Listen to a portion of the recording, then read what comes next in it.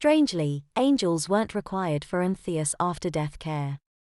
Many of the women made the transit into the heavenly realm who weren't ready for retranslation into the mundane place via reincarnation, because they longed to care for an infant again because of the loving relationships with their own infants that they had been forced to abandon by their deaths.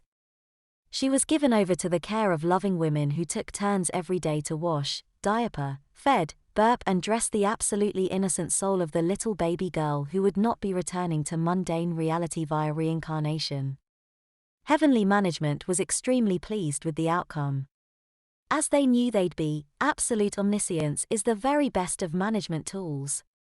The female souls who required a baby to care for while they rested before their reincarnation were able to care for the perfect baby girl they needed to rebalance their psychic energies. The perfect soul of the infant Anthea supplied an eternally heavenly need.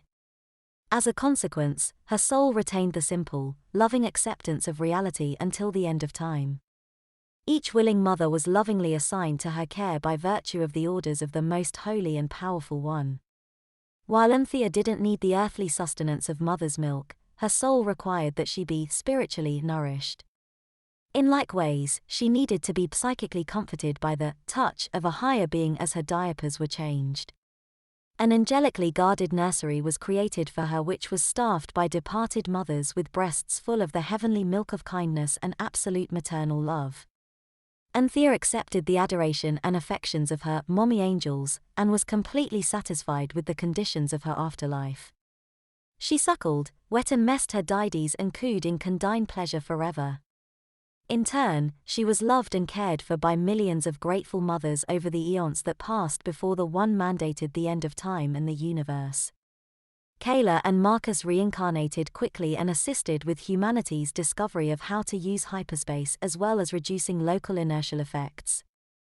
Kayla's brush with Lilith had given her an instinctive understanding of the nature of time and space, thus paving the way for her discoveries in physics.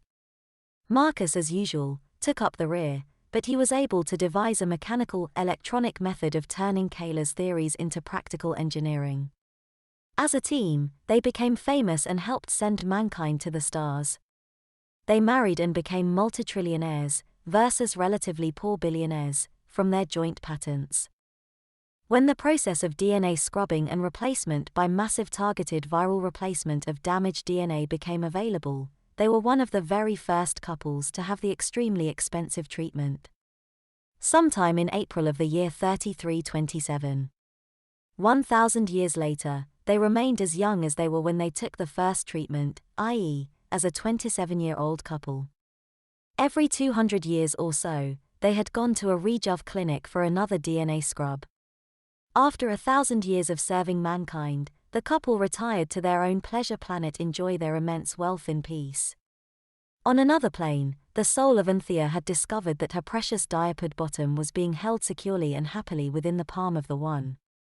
Everyone, excluding Anthea, lived happily ever after. Anthea, whose diapered bottom was cupped within the hand of the One, was eternally pleased in her role as the only, but well-loved, permanent infant in heaven. As endings go, it was a good and successful resolution to their problems. Everyone, including the One, was pleased with the outcome.